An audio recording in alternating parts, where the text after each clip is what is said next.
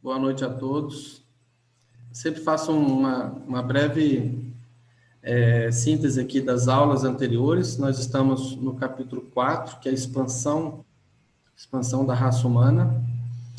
Nós já tivemos as primeiras 4 aulas, que foi a raça violeta depois dos dias de Adão, e a expansão andita no Oriente, depois a expansão andita no Ocidente, e o desenvolvimento da civilização moderna foi na última semana. A primeira aula é a evolução do matrimônio, como a senhorita havia comentado, a instituição do matrimônio e depois o matrimônio e a vida familiar. Esse capítulo aqui, que a gente vai abordar hoje, o capítulo 82, ele, na verdade, ele está falando do matrimônio, assim, como foi essa evolução, desde o início, como surgiu o matrimônio, né, entre as tribos primitivas, entre os povos primitivos, como é que era esse matrimônio. Então, a gente não vai entrar propriamente nos valores do matrimônio da atualidade, nós vamos ler um pouco de história, a história do matrimônio, né, como tudo isso. Esse documento, ele tem 6 tópicos, que é o instinto do acasalamento, os tabus restritivos em relação a isso, acasalamento, matrimônio, os costumes do matrimônio primitivo, o matrimônio sobre a prática da propriedade privada, a endogamia e a exogamia, vou falar um pouquinho sobre, vocês vão entender o que é isso aqui, essas palavras. E o último capítulo foge um pouco da questão do matrimônio, mas tem uma relação direta a esse tema, que é a questão das misturas raciais. A evolução do matrimônio, esse é o título do documento. O livro diz que o acasalamento, tudo começa ali, né, com esse impulso do acasalamento. E isso é um impulso natural, é consequência natural da nossa condição humana, os seres humanos e muitas outras espécies, que acaba levando ao matrimônio, por conta dessa necessidade que o homem, né, que o macho e a fêmea têm de se encontrarem para que eles possam, então, gerar uma progênie e, assim, perpetuar a espécie. E esse acasalamento e, consequentemente, o matrimônio acaba dando origem, então, à família. E tudo indica que esse era o objetivo mesmo, né? Para que houvesse a família, teria que haver essa polarização sexual, né? E este instinto sexual, essa atração entre essas duas polaridades, para que se formasse o matrimônio e que assim pudesse surgir a família. Quando a gente estuda sobre as espécies de animais e seres que existem, provavelmente todos já viram isso na escola, existe 2 formas de reprodução. Nós temos a reprodução sexuada, que é como nós seres humanos, mas existe também a reprodução assexuada, quando não há sexo envolvido. Os seres se reproduzem sem sexo. Existe essa opção. Na natureza, digo, né? A reprodução assexuada ocorre em alguns casos, como em vegetais, isso é bem comum, bactérias, algumas classes de invertebrados, mas existe um caso curioso de uma espécie de peixe, esse peixe chamado Molinésia amazona, essa espécie, e isso foi um espanto para os estudiosos, porque descobriram que essa espécie se reproduz apenas criando cópia de si mesma. Ela é uma espécie de clonagem, ela não há uma interação entre macho e fêmea para que possa gerar filhotes. Isso foi espantoso, por quê? Porque a teoria da evolução sempre sugeriu essa ideia de que essas espécies assexuadas, elas não se mantêm, elas duram por pouco tempo e não conseguem se manter ao longo de muito tempo. Mas e aí tem, então, essa espécie, que é a Molinésia amazona, essa espécie de peixe, que pelo que dizem os pesquisadores, elas já existem há pelo menos 500 mil gerações. Então, eles conseguiram estabilizar nesse processo de reprodução sem acasalamento, uma reprodução assexuada. E aí, isso me fez, assim, me chamou a atenção para uma questão. Se existe uma maneira de reprodução que não é necessário o acasalamento, por que os portadores da vida, então, trabalharam nessa linha, necessariamente, que exige o acasalamento, né? Por que que eles deram preferência a esse modelo de reprodução sexuada para nós, seres humanos? E eu acredito que a resposta está exatamente na questão do matrimônio. Por quê? Porque o matrimônio só vai acontecer quando existe esse impulso, essa necessidade do acasalamento, esse instinto sexual, né? Sem o acasalamento, provavelmente não haveria matrimônio e provavelmente também não existiria as famílias, né? E então é muito provável que não existisse uma sociedade, uma civilização como nós conhecemos hoje. Então tudo começa nesse processo, essa atração que há entre os dois sexos, né, o masculino e o feminino, esse instinto de acasalamento que acaba promovendo o matrimônio, que por consequência promove a formação da família e que consequentemente então surge a sociedade. O matrimônio, e aí ele coloca entre travessões, né, o acasalamento, advém da bissexualidade. E essa palavra bissexualidade não tem a ver com um dos sentidos dessa palavra, que é aquele grupo de pessoas que se interessam por pessoas dos dois sexos. Não é isso. Essa bissexualidade está se referindo ao fato de haver dois sexos, o masculino e o feminino. Então, o matrimônio, o acasalamento, advém dessa realidade, da existência dessa polaridade sexual aí. O casamento é a reação de ajustamento do homem a essa polaridade, a essa bissexualidade. Enquanto a vida familiar é a soma total resultante de todos os ajustes e adequações evolucionárias. Então é aí que vem a família. A família vem desse ajustamento, desse instinto, como eu havia comentado antes. O matrimônio é duradouro, não é inerente à evolução biológica, né? Ou seja,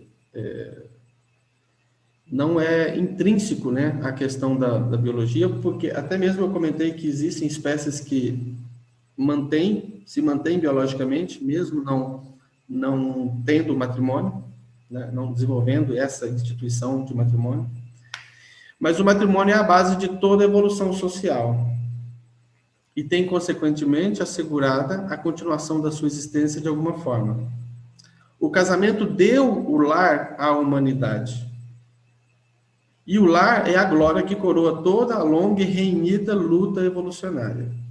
Então, assim, se não fosse a família, se não fosse o lar, muito provavelmente, eu entendo que não haveria uma sociedade como conhecemos hoje. Então, a família é essa célula, a célula da sociedade.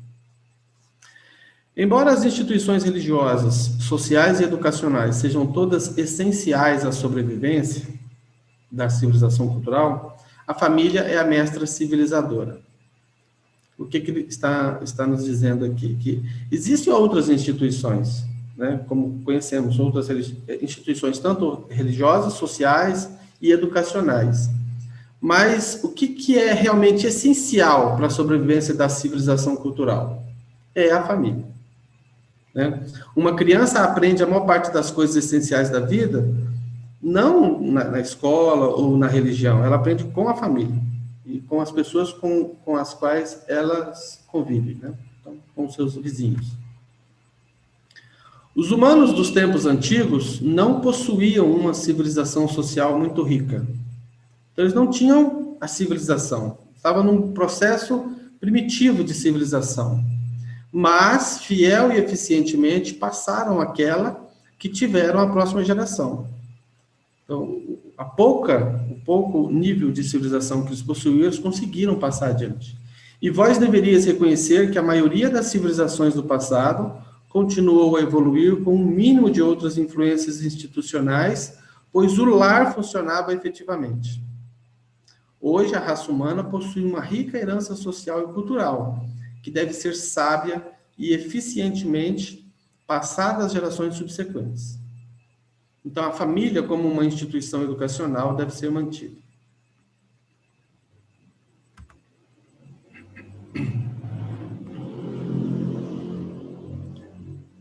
apesar do abismo que separa a personalidade dos homens das mulheres, né, ou seja, existe realmente uma diferença muito grande entre a personalidade do homem e a personalidade da mulher. São seres bem diferentes.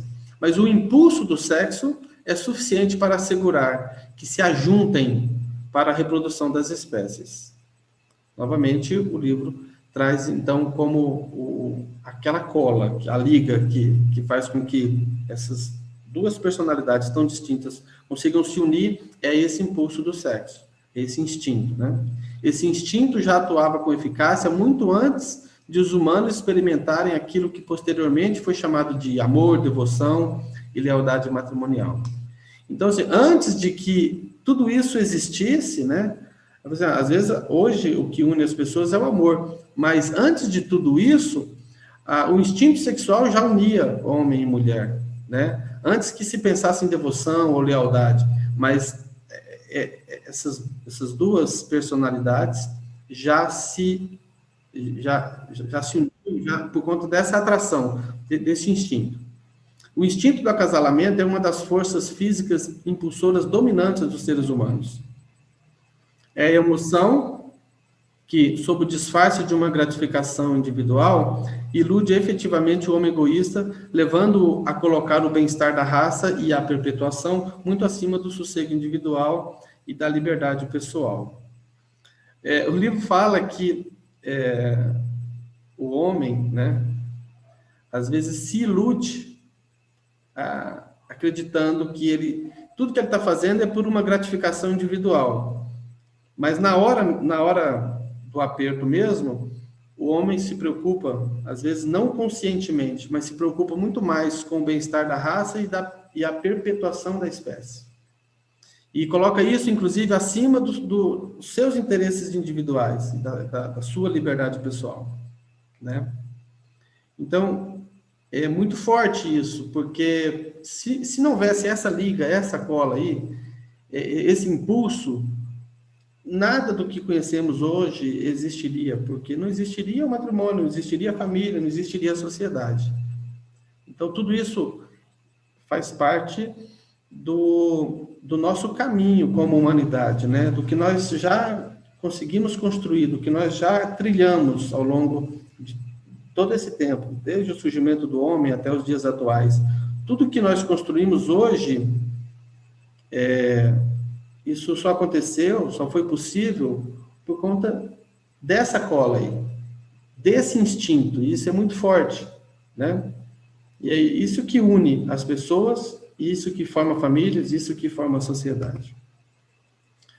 Como instituição, o matrimônio, desde os seus primórdios até os tempos modernos, ilustra a evolução social da tendência biológica da perpetuação.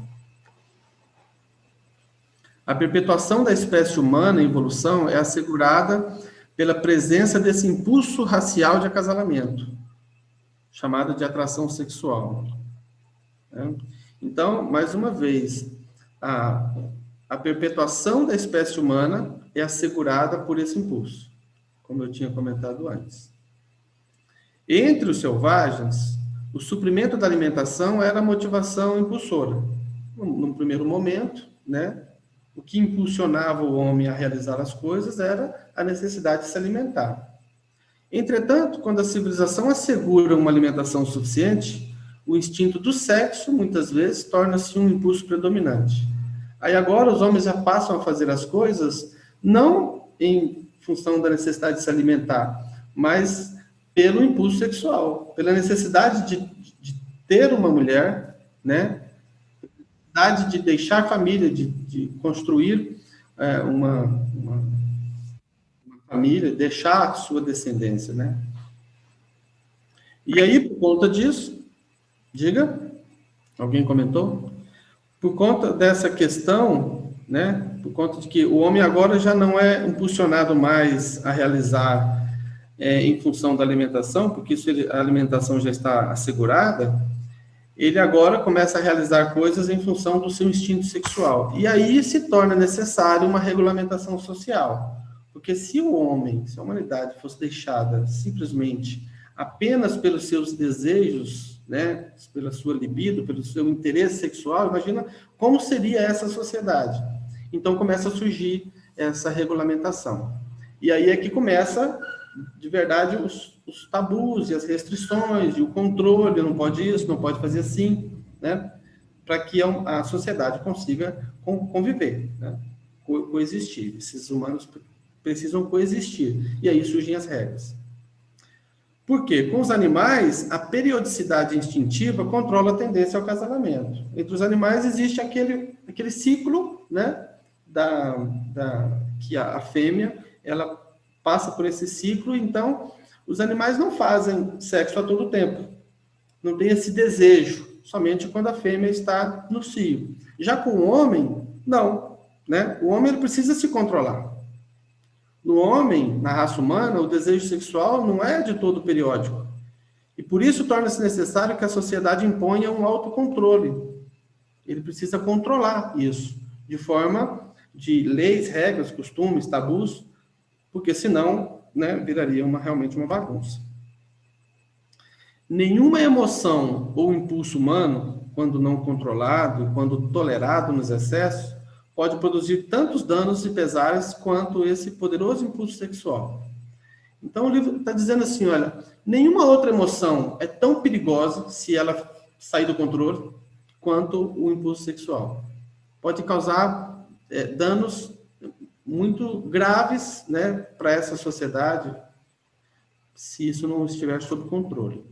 A submissão inteligente desse impulso a regras da sociedade é o teste supremo para a realização de qualquer civilização.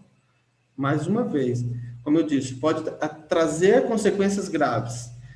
Significa que está dizendo aqui, ó, é um teste para a realização de qualquer civilização. Ou seja, se isso não for colocado sob controle, a civilização estaria em risco, né? Então, o autocontrole, e mais, um autocontrole maior, é a exigência sempre crescente para a humanidade que avança. E aí, como eu disse, começam a surgir, então, os tabus. Desde a história, o início, né, na era primitiva, já começam a surgir os tabus em torno desse impulso sexual, desse estímulo, em relação a casamento, em relação ao matrimônio, começam a surgir essas regras. A história da evolução do matrimônio é simplesmente a história da contenção sexual. Matrimônio é isso, né? Matrimônio é você estabelecer regras para que ocorra esse relacionamento sexual entre homem e mulher, para que não seja uma coisa, né, banal e que ocorra entre todos. Então, surge o matrimônio já como uma regra. Então, a história do matrimônio é a história da contenção, do controle do instinto sexual, por meio das pressões, da pressão das restrições sociais, religiosas e civis. Né? Esses três pilares aí. Bom, comento novamente que eu não consigo acompanhar o que o pessoal escreve no chat, então, se alguém quiser fazer algum comentário, pode pedir aí pelo microfone. A natureza dificilmente reconhece indivíduos, não toma conhecimento da chamada moralidade, né? Veja entre os animais não há nenhum traço de moralidade. Está interessada única e exclusivamente na reprodução da espécie, né? Só precisa perpetuar a espécie, precisa reproduzir, não importa com quem seja, entre os animais não há esse tipo de escolha, não há mesmo nenhum grau de moralidade. A natureza insiste compulsivamente na reprodução, né? E deixa as consequências problemáticas para serem resolvidas pela sociedade, criando assim um problema maior, sempre presente, para a humanidade evolucionária. Esse conflito social consiste na guerra infindável entre instintos básicos e a ética em evolução. Então vai existir sempre esse conflito aí, essas duas polaridades, né? Por um lado, o instinto básico atrai o homem, quer que o homem procure o prazer e o sexo e a perpetuação e a reprodução, seguindo o instinto da natureza. Do outro lado, nós temos então uma ética sempre crescente em evolução, construindo as restrições, mantendo o controle, fazendo com que esse homem esteja sob controle e não siga simplesmente pelos instintos que seriam meros animais, como fazem os animais. Nos estágios primitivos do desenvolvimento tribal, os costumes e os tabus restritivos eram muito grosseiros, né? Então, assim, uma era primitiva, então realmente os costumes eram grosseiros, mas mantinha os sexos separados, mantinha homens e mulheres sob controle, o que favorecia a tranquilidade, a ordem e a indústria. E a longa evolução do matrimônio e do lar havia se iniciado. Os costumes sexuais das vestimentas, adornos, práticas religiosas tiveram a sua origem nesses tabus primitivos, que definiram o alcance das liberdades sexuais.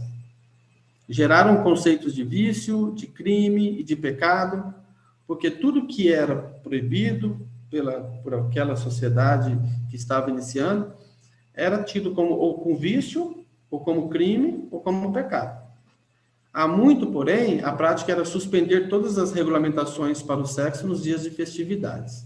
Mas aí tinha aquele dia do pode tudo, né? Até hoje a gente tem ainda uma festa que nós conhecemos, né, muito bem, o Carnaval, que é uma espécie de licenciosidade, né, para muitas coisas. Isso já vem de bastante tempo. Na época lá, havia os dias de maio, que eram nessas festividades, aí tudo era permitido, aí as regras eram suspensas. As mulheres sempre ficaram sujeitas a tabus mais restritivos do que os homens, né? Elas sofriam mais essas proibições. Os costumes primitivos concediam às mulheres não casadas e aos homens o mesmo grau de liberdade sexual. Contudo, sempre foi exigido das esposas que fossem fiéis aos seus maridos. Mas o contrário não era exigido, né? Que os homens fossem fiéis às suas mulheres. O casamento primitivo não restringia em muito as liberdades sexuais do homem, mas ampliou os tabus quanto à licença sexual da esposa. As mulheres casadas sempre portaram alguma marca que as colocava à parte. Elas eram identificadas perante a sociedade, era uma classe separada. Ou fosse pelo penteado, ou o tipo de roupa, ou tinha que usar um véu, né? Algum adorno, um anel, que identificasse que aquela mulher era casada, ela não poderia ser, né, tocada. O acasalamento é universalmente natural, como a gente já comentou anteriormente. E havendo a sociedade evoluído do simples para o complexo, houve uma evolução correspondente nos costumes do acasalamento. Então, os costumes também evoluíram. Às vezes a gente vai ver aqui, ó, determinada tribo tinha tal costume, aí já falava, outra tribo já tinha outro costume, porque cada um desenvolveu o seu próprio tabu. E também esses tabus, ao longo do tempo, foram evoluindo. O indivíduo sempre foi rebelde contra as regras sexuais impostas pela sociedade. E esta é a razão desse problema sexual milenar, né? A autopreservação é individual. O que significa isso? A autopreservação, a preservação do indivíduo. Ele quer se preservar, ele está preocupado em preservar a si mesmo, é individual. Mas é exercida pelo grupo. Por quê? Porque ele é protegido pelo grupo. O grupo protege os indivíduos. Já a autoperpetuação é social. Ou seja, você só consegue perpetuar a espécie se você ali estiver em um grupo, e você precisa desse grupo. Mas essa perpetuação é assegurada pelo impulso individual, porque se não houver o acasalamento, não vai gerar uma progênie. Então, assim, a autopreservação é um interesse individual, mas isso só é exercido pelo grupo. E a autoperpetuação é um interesse social, mas é assegurado pelo indivíduo. Os padrões do matrimônio têm sido sempre um indicador verdadeiro do poder corrente dos costumes e da integridade funcional do governo civil. Então, assim, o que indica, né, o grau de evolução de uma civilização, de uma sociedade, né, pode ser muito bem determinado pelos padrões de matrimônio que essa sociedade exige. Então, os padrões do matrimônio têm sido sempre um indicador verdadeiro do poder corrente dos costumes e da integridade funcional do governo civil. Todavia, os primitivos costumes sexuais e do acasalamento eram uma massa de regras inconsistentes e grosseiras. Os pais, os filhos, os parentes e a sociedade, todos tinham interesses conflitantes na regulamentação do matrimônio. Porque o que era de interesse do pai não era interesse do filho, né? O que era de interesse do filho não era interesse do pai. Cada um estava ali disputando interesses diferentes. A despeito de tudo isso, porém, as raças que exaltaram e praticaram o matrimônio evoluíram naturalmente até níveis mais elevados e sobreviveram em números crescentes. Aquelas tribos e aqueles grupos que não exaltaram, que não praticaram com seriedade o matrimônio, eles ficaram para trás. Aqueles que conseguiram fazer isso evoluíram a níveis mais elevados.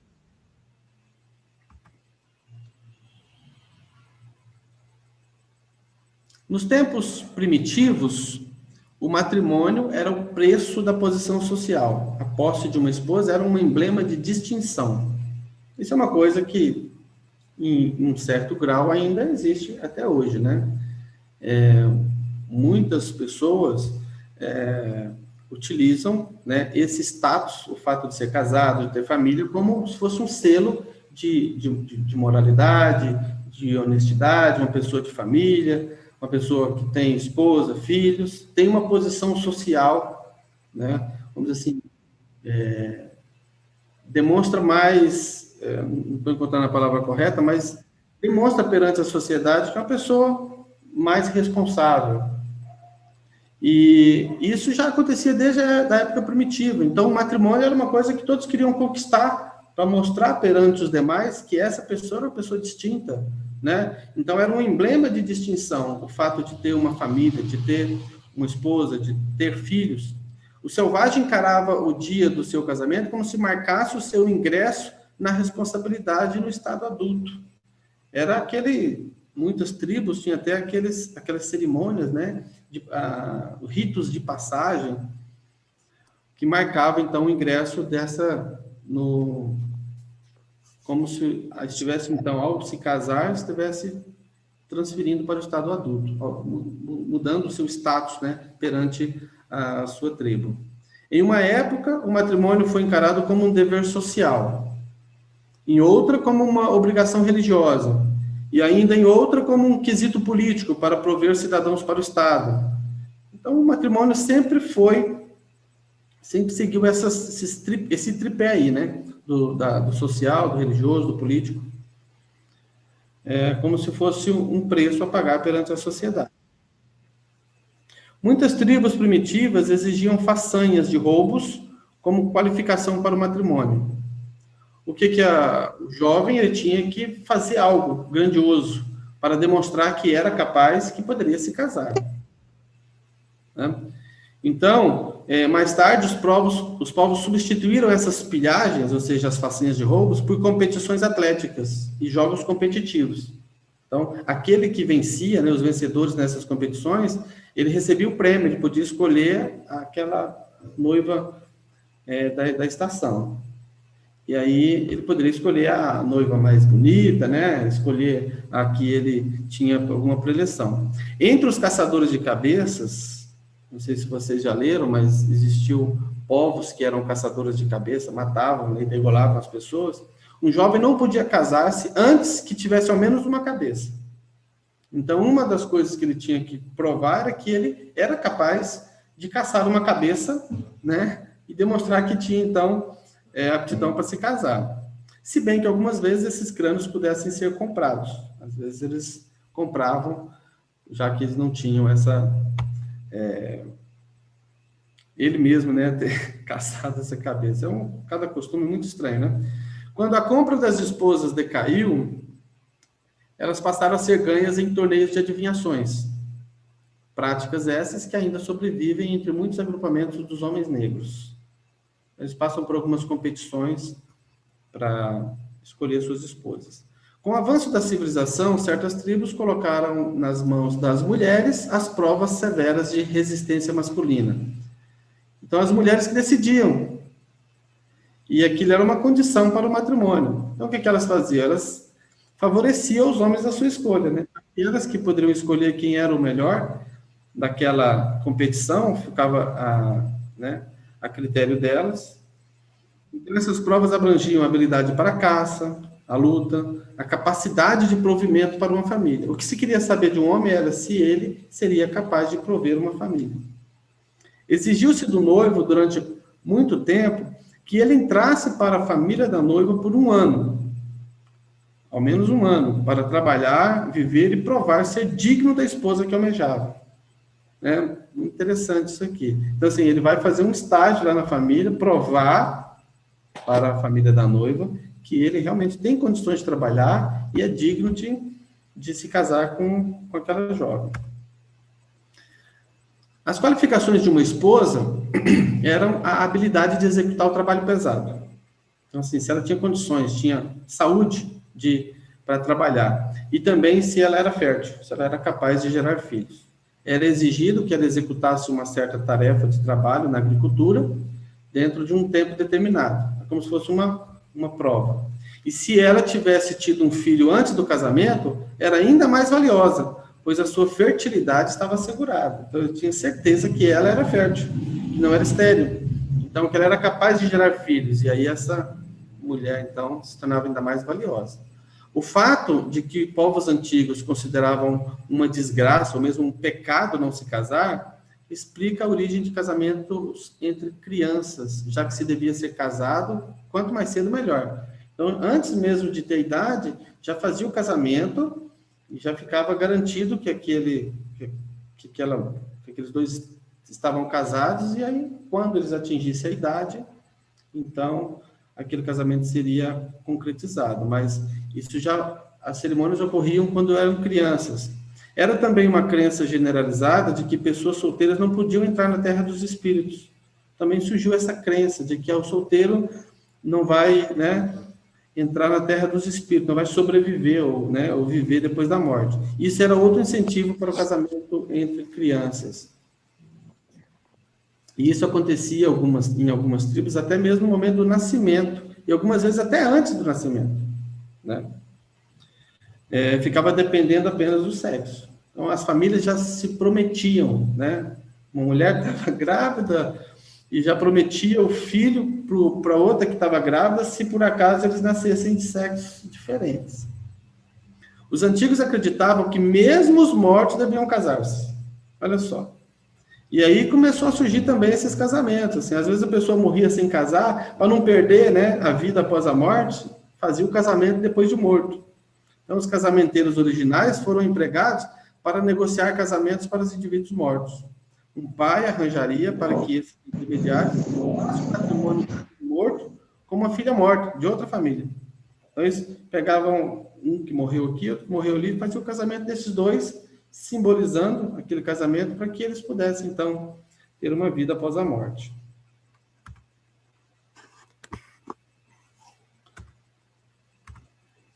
Em meio aos povos mais recentes, a puberdade era a idade comum do matrimônio, o que, no entanto, avançou na proporção direta do progresso da civilização. Então, a civilização avançou bastante nesse aspecto, quando parou aquele negócio de casamento de criança. Então, pelo menos, esperava-se a puberdade, para que realizasse o casamento.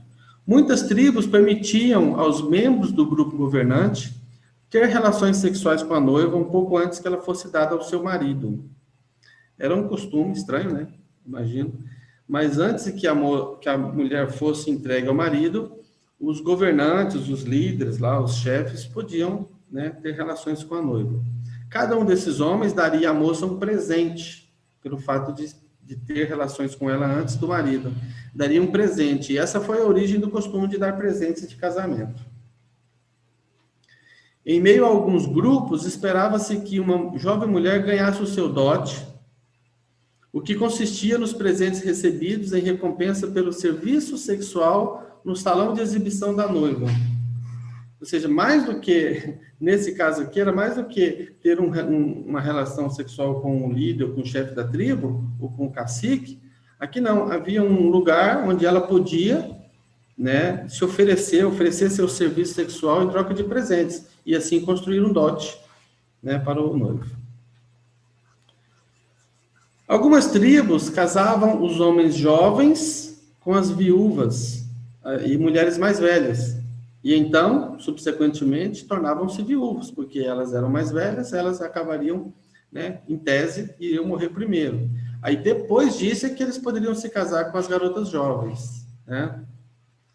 Assegurando assim, tal como esperavam, que os pais não fossem feitos de tolos, pois julgavam eles que isso aconteceria se permitisse que os muito jovens se casassem. Assim, tudo costumes primitivos.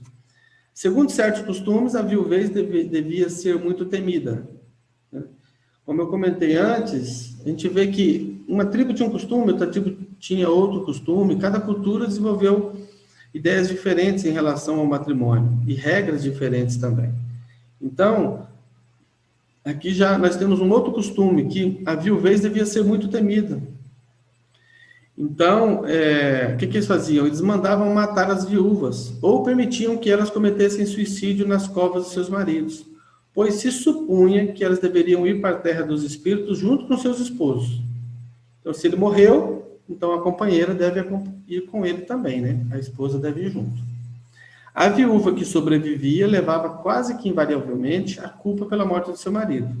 Algumas tribos queimavam-nas vivas. Se uma viúva continuava a viver, a sua vida era de luto contínuo e de restrições sociais insuportáveis, pois um novo casamento, em geral, era desaprovado, né, para as mulheres, né?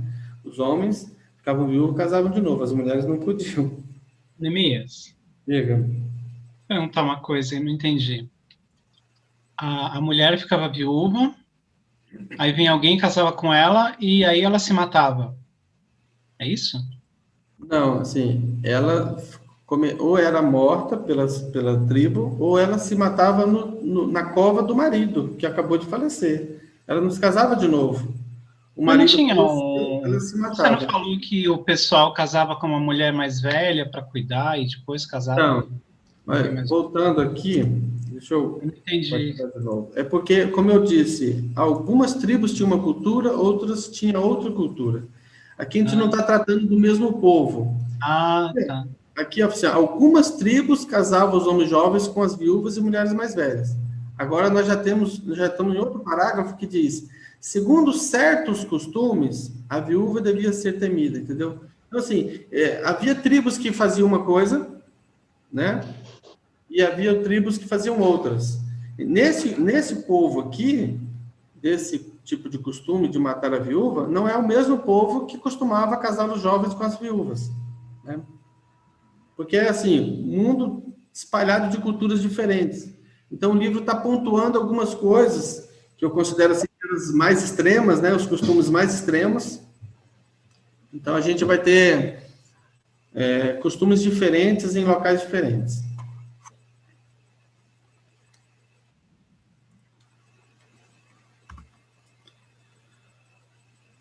Nos tempos de outrora, muitas práticas, hoje consideradas imorais, foram encorajadas.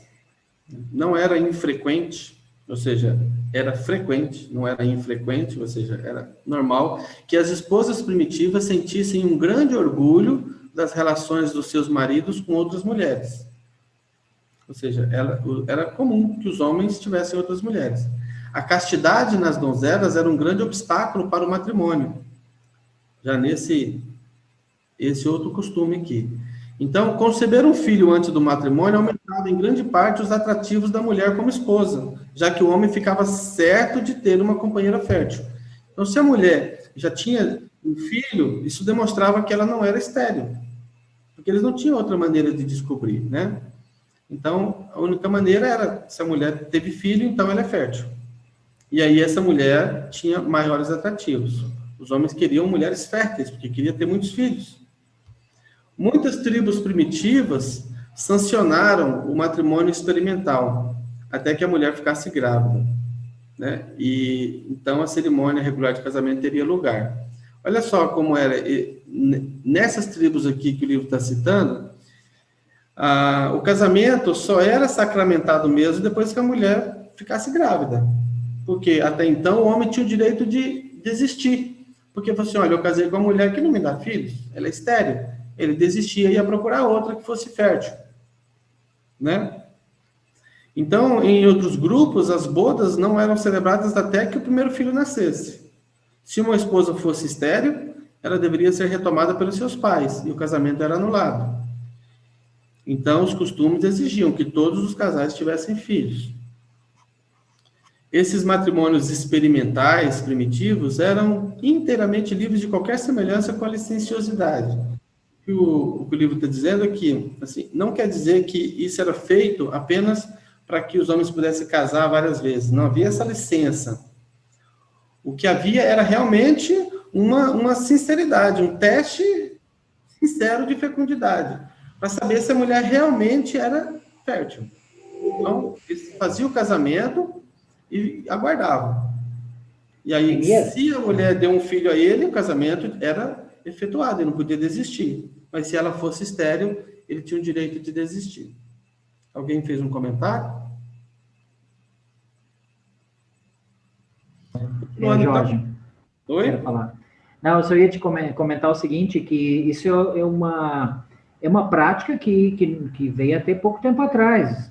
Há 70, 60, 70, 80 anos, por exemplo, teve o caso da avó da minha esposa, ela pôde ter só 2 filhos. Aí diz que a vizinhança toda falava, né, mal, devia ter uma desgraça, alguma coisa errada, ela levou muito tempo para ter o segundo filho. Então, se não tivesse filho, a mulher realmente era, até pouco tempo atrás ainda isso era normal, não é uma coisa muito antiga, não. O livro de Urântia já fala, foi coisas que aconteceram até depois do livro de Urântia. Sim.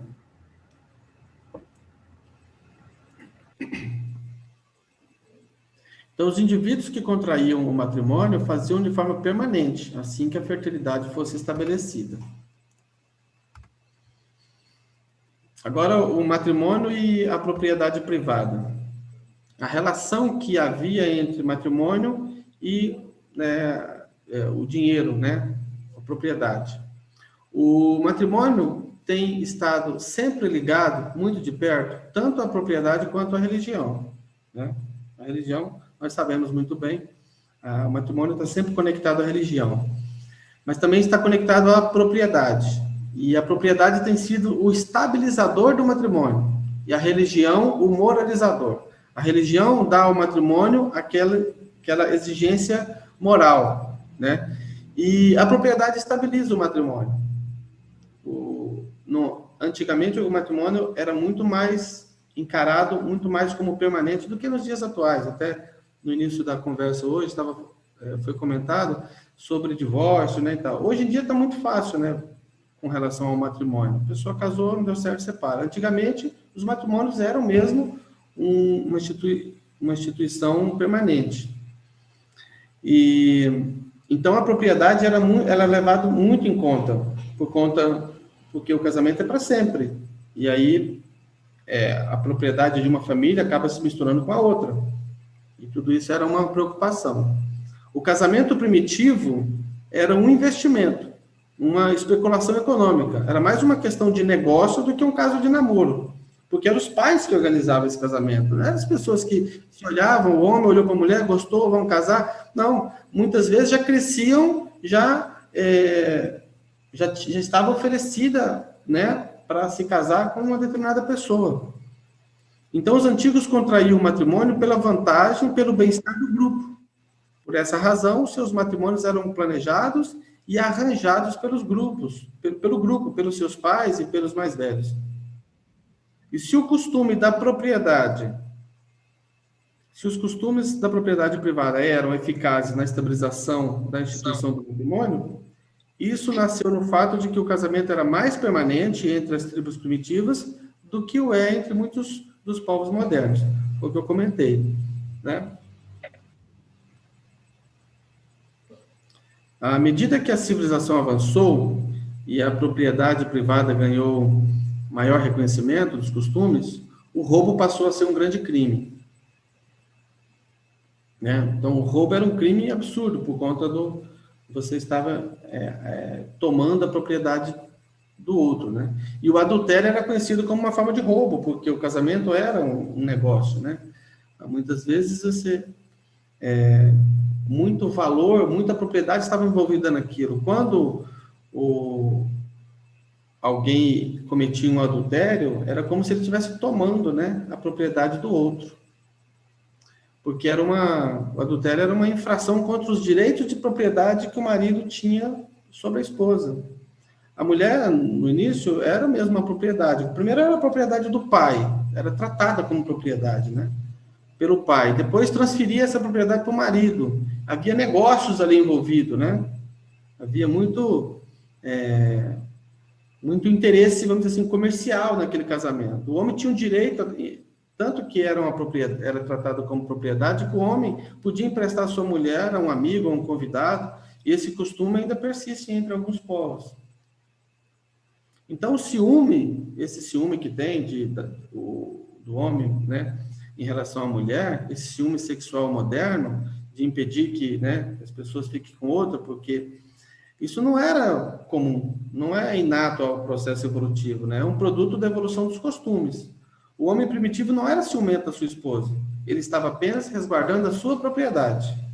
O motivo de se manter a esposa sob limitações sexuais mais restritas era o fato de que a infidelidade marital dela poderia causar uma interferência ali, né? Na descendência, na herança. Por quê? Porque o filho dela seria herdeiro. Mas e se não é filho do marido, né? Então, tratava-se mesmo como uma propriedade. E o que ela poderia dar a ele como filhos. Muito cedo, na marcha da civilização, foi má a reputação do filho ilegítimo.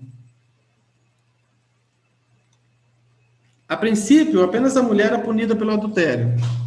Posteriormente, os costumes também decretaram a punição do seu parceiro. E durante um longo tempo, o marido ofendido ou o pai protetor tinha o direito pleno de matar o invasor masculino. Então, a cultura era essa, né? Se o pai tinha uma filha roubada, ele poderia matar o homem que a roubou, né? Ou, no caso, se o marido, alguém vai lá e toma a esposa, ele também poderia matar esse invasor. Ainda hoje, né? Não faz muito tempo, que ainda existiam os chamados crimes de honra, né? Que se um homem pegasse uma mulher, a mulher traindo em adultério e tal, ele matava a mulher para lavar sua honra e não responderia pelo crime. Ainda não tem muito tempo que isso acabou. Não sei se isso existe ainda em alguns países, mas eu acredito que ainda existe em alguns lugares que ainda tratam a mulher como propriedade. Eu acho que até tem atenuantes ainda na justiça atual, né? Onde na nossa justiça tem atenuantes, né? Tem atenuantes se é um caso de ciúmes. Porque é levado em consideração que ele agiu sob grande emoção, né? Isso. Então ainda usa como atenuante. E nos Emirados Árabes e nos países do Oriente Médio, a grande maioria também, a mulher é punida por adultério e o homem não. O homem não. Vamos lá, continuando então. Desde que o tabu da castidade teve a sua origem, como uma fase dos costumes que regem a propriedade, ele aplicou-se inicialmente às mulheres casadas. Então, assim, a proibição, né, a castidade, a proibição de se relacionar sexualmente, era apenas as mulheres casadas. Claro, né, fora do casamento. Mas não as moças solteiras. O tabu da castidade começa aí, mas as moças solteiras não tinham essa restrição. Anos mais tarde, a castidade era mais exigida pelo pai do que pelo pretendente. O pretendente até acharia interessante saber se a mulher era fértil ou não. Mas o pai, ele exigia um valor comercial maior porque ele alegava que a filha dele era pura, né? Então, uma virgem era bem mais comercial para o pai, pois acarretava preço mais alto. Como a castidade passou a ser mais exigida, a prática era pagar ao pai da noiva um preço em reconhecimento do serviço de educar apropriadamente a noiva de modo casto para o futuro marido. Uma vez surgida essa ideia da castidade da mulher, Arraigou-se tanto entre as raças que se tornou prática enjaular literalmente as moças, prendendo-as de fato durante anos a fio, né? Durante anos, a fim de assegurar a sua virgindade. Nós temos isso muito presente nas histórias, as histórias de Rapunzel. né? Ainda hoje é muito comum nos contos de fadas, as princesas que estão trancadas nos castelos, até que um príncipe, né, chega para poder libertá-la, né? Não é muito comum isso? Quase todas as histórias têm esse negócio da princesa estar presa em um castelo. Provavelmente vem dessa época em que as mulheres ficavam realmente enjauladas, presas, não tinham contato com o mundo exterior, para que o pai pudesse garantir que ela realmente era pura. Vamos entrar em um outro assunto agora, esse assunto aqui do matrimônio e propriedade privada, a gente terminou. O livro Durante fala desses dois temas aqui, que é a endogamia e a exogamia. Né? O que é endogamia? É a pessoa se casar com membros da sua própria classe ou tribo, com a finalidade de conservar sua nobreza ou sua raça. Então, é o casamento ali dentro, interno, endo de dentro, né? E exo de fora, casar-se com alguém de fora da sua aldeia. Então, a gente tem muitas culturas ainda, por exemplo, as castas da Índia, né? Eles não permitem que uma casta se case com outra. Então, eles se casam somente ali, entre si, dentro daquela casta. Eles praticam, então, de certa forma, a endogamia. Muitas famílias também praticavam a endogamia, casando-se até entre irmãos, primos, ou pessoas da mesma tribo. Mas a exogamia é aquele casamento que ocorre com outros povos de outras tribos, ou povos de outra raça. E isso... o livro Durante trata desse assunto, por quê? Porque nós vamos entrar numa questão que fala de misturas raciais, o último capítulo vai falar sobre isso, nós vamos falar sobre isso hoje, das misturas raciais, e como isso é prejudicial, e como, ou prejudicial, ou como algo vantajoso, por conta dessa miscigenação, ela pode ser potencialmente boa ou potencialmente ruim. Por exemplo, essa imagem que eu coloquei aqui, a gente coloca aqui, ele está falando sobre a anemia falciforme. Então, nós teríamos um caso de anemia falciforme quando ele tem o SS aqui. E o traço falciforme quando tem AS, e a A seria sem nenhum traço falciforme. É um dos exemplos que eu encontrei para falar sobre essa questão da endogamia e da exogamia. O que acontece, por exemplo, quando você casa pessoas, você pratica endogamia. Você, por exemplo, você tem duas pessoas aqui, o macho e a fêmea, ambos têm traço falciforme. Então, quando eles geram um filho, você tem 25% de chance de gerar um filho sem nenhum traço falciforme, porque ele poderia combinar o A com A, mas você tem 50% de chance de combinar esse A com S e esse S com A. Então, você teria 50% de chance de gerar um filho com o mesmo traço falciforme. E 25% de gerar uma criança com anemia falciforme. Então, assim, um casal como esse, eles têm um potencial de gerar um filho com uma doença muito grave e tem uma chance de 25% disso acontecer. Então, se você começa a praticar a endogamia, o que vai acontecer? Você vai potencializar a formação de pessoas com essa doença. Ao longo de alguns anos, o número de pessoas com anemia falciforme, nesse grupo de pessoas aqui praticando endogamia, vai crescer, vai potencializar. Por quê? Porque 75% de chance de ter o traço, 50% de chance de ter o traço, 25% de ter a própria doença. Então, o número de pessoas com traço da anemia vai ser muito maior. E o número de pessoas com anemia vai crescer ao longo do tempo. Então, esse é o risco de praticar endogamia. E a gente tem alguns exemplos que eu vou trazer mais à frente. Então, o que o livro de Durante fala sobre isso? Ele diz assim, muito cedo, os selvagens observaram que a mistura racial aprimorava a qualidade da progênie. Então, eles notaram que isso Desde cedo eles já notaram isso, que quando havia uma mistura racial, melhorava a qualidade da progênie, dos seus filhos. Não que a consanguinidade fosse sempre má. Uma consanguinidade entre pessoas de sangue de genética boa, potencializa essa genética boa. Mas se tem uma genética ruim, vai potencializar a genética ruim. Então, quando o livro fala assim ao longo do tempo, a melhor prática é a exogamia, a melhor prática, né? Porque aí não tem risco de acontecer nenhuma potencialização de uma degeneralidade, né? Então, ele diz assim, não que a consanguinidade fosse sempre má, mas a exogamia resultava sempre melhor, comparativamente. Pois os costumes tenderam a cristalizar a restrição das relações sexuais entre os parentes próximos. Então, aí começa a surgir esses tabus também, de que não deve ter relações entre parentes próximos. Era reconhecido que a exogamia aumentava grandemente a oportunidade seletiva de variação evolucionária e de avanço.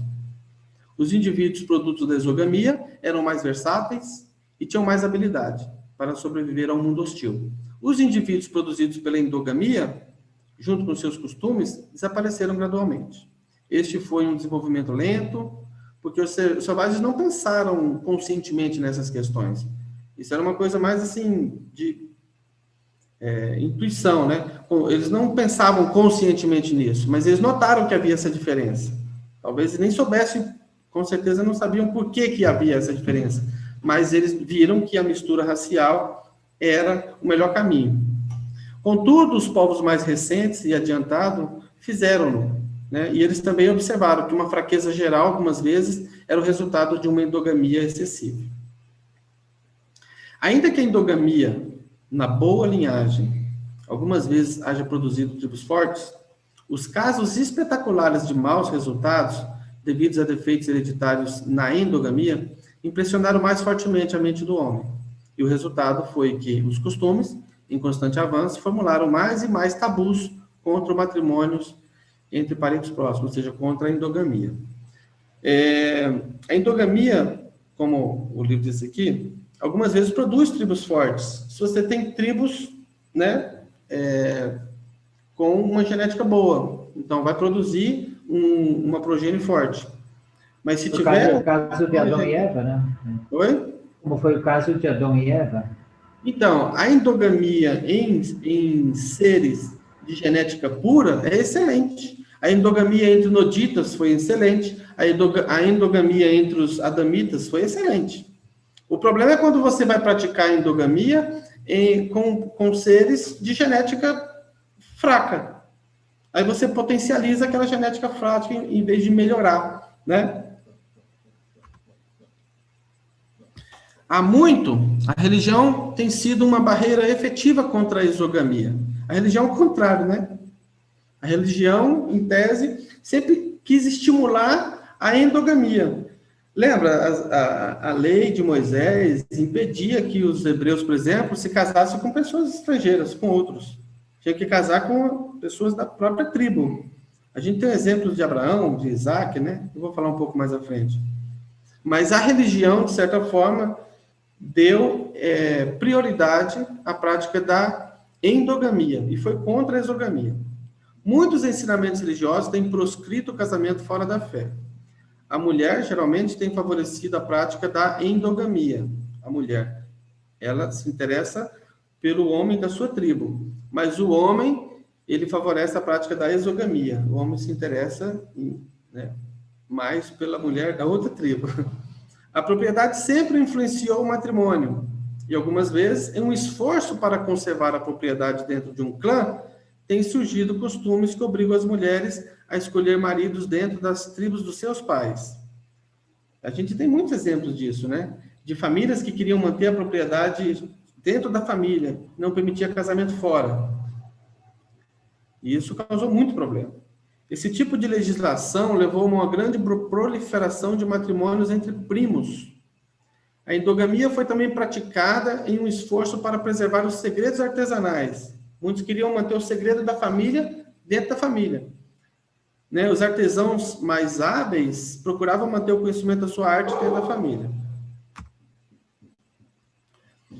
Um exemplo histórico de endogamia é o da casa de Habsburgo, da Áustria.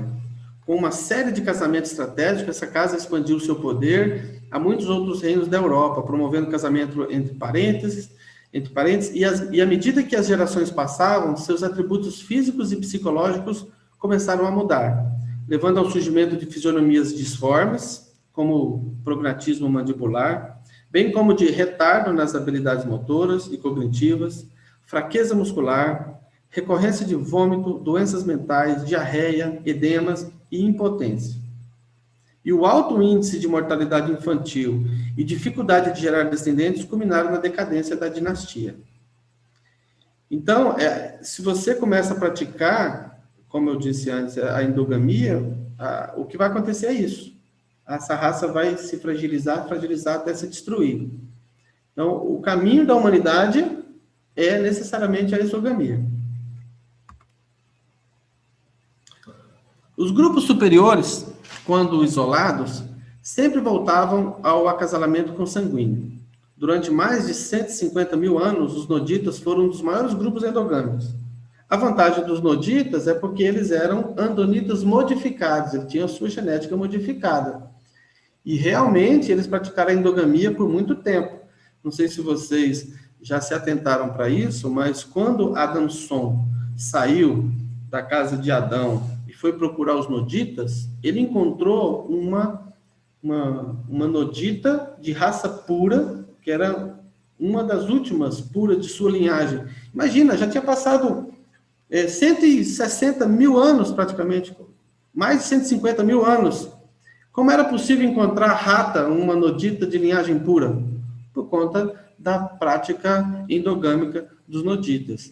Mas eles não se destruíram como raça porque eles tinham uma genética modificada. Nós sabemos que os noditas, eles eram andonitas modificados e que eles tinham corpos que foram produzidos para viver, né, para sempre. Eles eram imortais, enquanto eles estavam na missão do príncipe. Viveram, inclusive, 300 mil anos nesse projeto, até que veio a rebelião, e aí eles foram desconectados desse circuito de vida e também deixaram de comer o fruto da árvore da vida.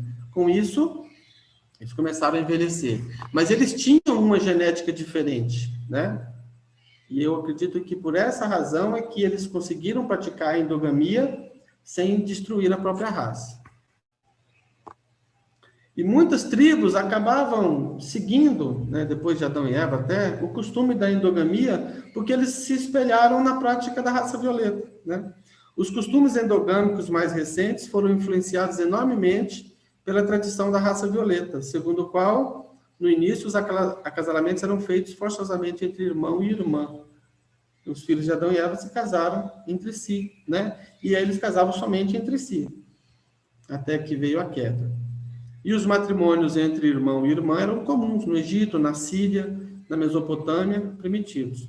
E também nas terras uma vez ocupadas pelos anditas. Só lembrando, os anditas é aquela raça que surgiu da união entre noditas e adamitas. Os egípcios praticaram durante muito tempo o matrimônio entre irmão e irmã, em um esforço de manter puro o sangue real. E esse costume perdurou por mais tempo ainda na Pérsia. Entre os mesopotâmios, antes dos dias de Abraão, os matrimônios entre primos eram obrigatórios. Os primos tinham direito de prioridade para casar entre si. Então, assim, a regra era essa. Só quando não tinham condições que arrumavam a pessoa fora. O próprio Abraão casou-se com a meio-irmã, né? Provavelmente, Abraão e Sara eram filhos do mesmo pai, né? Por uma questão de lógica, é mais fácil eu entender que um homem podia ter mais de uma mulher do que acreditar que uma mulher pudesse ter mais de um homem. Então, eu creio que Sara seja filha de uma mãe e Abraão seja filho de outra mãe. Mas eles eram filhos do mesmo pai e eles foram casados. E também quando Isaac, o filho de Abraão e Sara, nasceu, quer dizer, quando atingiu a idade de se casar, Abraão não permitiu que ele se casasse com uma mulher ali, uma estrangeira. Ele fez com que o seu criado fosse buscar uma esposa lá na sua família, que também era prima de de Isaac. O primeiro passo contra os matrimônios entre irmãos foram dados em meio aos costumes da pluralidade de esposas, porque a esposa irmã, arrogantemente, dominava as outras esposas. Então começa a surgir a monogamia, por quê? Porque o homem casava com a sua irmã, depois ele arrumava outras esposas, mas a irmã se sentia a esposa chefe, né? Eu sou a esposa principal. E aí ela tentava arrogantemente dominar as outras esposas. Aí começa então a surgir problemas a ponto de irem aos poucos proibindo a poligamia. Alguns costumes tribais proibiram o matrimônio com a viúva de um irmão morto, mas exigiam que o irmão vivo gerasse filhos no lugar do seu irmão morto. É uma confusão total, né? Não existem instintos biológicos contra qualquer grau de endogamia. Entenda, na natureza não existe instinto nenhum que evite a endogamia. A gente pode ver entre os animais, a endogamia é praticada livremente. Não há nada, nenhum instinto natural nesse sentido, de impedir isso, né? Essas restrições são inteiramente uma questão de tabu, de o homem que foi criando. A exogamia finalmente dominou, porque foi preferida pelo homem, pois conseguir uma esposa de fora assegurava maior liberdade em relação aos sogros. Não tinha aquela interferência do sogro, né? A familiaridade gera o desprezo. Assim, à medida que o elemento da livre escolha individual começou a dominar o acasalamento, tornou-se um hábito escolher parceiros de fora da tribo. Muitas tribos finalmente proibiram os matrimônios dentro do clã. Outras limitaram o acasalamento a certas classes. O tabu contra o matrimônio com uma mulher do próprio totem deu força aos costumes de raptar as mulheres das tribos vizinhas. Posteriormente, os matrimônios passaram a ser regulamentados mais de acordo com o território de residência do que de parentesco. O importante era encontrar uma mulher de fora, não necessariamente que fosse de outra família, né? Mas que não fosse tivesse ali no mesmo convívio. Muitos passos foram acontecendo na evolução do matrimônio endogâmico até a prática moderna da exogamia. Mesmo depois de estabelecido o tabu, proibindo a endogamia entre as pessoas comuns, ainda era permitido aos chefes, aos reis, né, a praticarem, porque eles queriam manter o sangue real ali, puro, concentrado, como a gente viu o exemplo lá da Áustria, né? A subsistência dos povos anditas mais recentes muito tem a ver com o aumento do desejo das raças sanjiques de acasalar fora das suas próprias, né, da própria tribo. Todavia, não foi possível a exogamia prevalecer antes que os grupos vizinhos houvessem aprendido a viver junto, né? Claro, não haveria como falar em exogamia, em casamento com pessoas de outra tribo, se antes que essas duas tribos pudessem conviver em paz. Mas foi bom também essa exogamia porque estabeleceu a paz, né, entre essas tribos.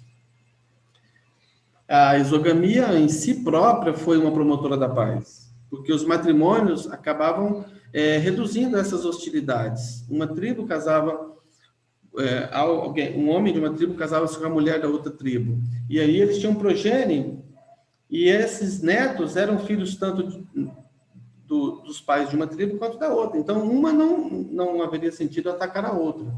Então, começa uma coordenação tribal, começa a surgir ali alianças militares. Muitos casamentos foram feitos, inclusive, para que houvesse aliança, né? Então, a exogamia acabou sendo uma edificadora de nações, olha para você ver. A gente começou lá com o instinto do acasalamento, depois a gente viu que esse instinto promove o matrimônio faz surgir a família, né? E aí, nesse matrimônio, nós temos essa dicotomia aí da endogamia com a exogamia, e a gente vê que a exogamia acaba produzindo, acaba edificando, promovendo a formação de nações, porque muitas tribos se uniram por conta desses casamentos, né? E também foi favorecida pelos contratos de comércio. Muitos negócios foram feitos em virtude de casamentos, de união entre duas tribos ou nações. E agora eu vou entrar num tema, a gente estou um pouco atrasado, mas esse tema aqui é um tema muito espinhoso, e eu já vi muitas pessoas levantando esse tema nos grupos de leitores, quando fala de raça, mistura de raça, fala de raças das 6 raças Sanjiks, 3 eram primárias, 3 eram secundárias, fala sobre superioridade em alguns aspectos, inferioridade em outros aspectos, e isso é um tema muito difícil de falar se a gente não entender perfeitamente o que o revelador está falando. Nós lemos o documento inteiro, até agora chegamos, e o que nós estamos falando? Estamos falando de endogamia, exogamia, o que é melhor para progênie, que progênie melhor a gente consegue produzir dentro de uma prática endogâmica ou de uma prática exogâmica. Os reveladores estão falando disso, estão falando de genética, estão falando de físico, de produzir corpos saudáveis. É esse o assunto, né? Então, antes de entrar no assunto aqui do texto do livro Durante, eu procurei esse trecho aqui, que é exatamente sobre essa ótica que eu quero que vocês vejam o texto que a gente vai ler agora no livro Durante. Isso aqui se trata de produtores de leite, né? Diz assim, ó: o conhecimento e entendimento do conceito da heterose e do vigor de híbrido pode ajudar o produtor na escolha do tipo de cruzamento mais adequado conforme o sistema de produção adotado em sua propriedade.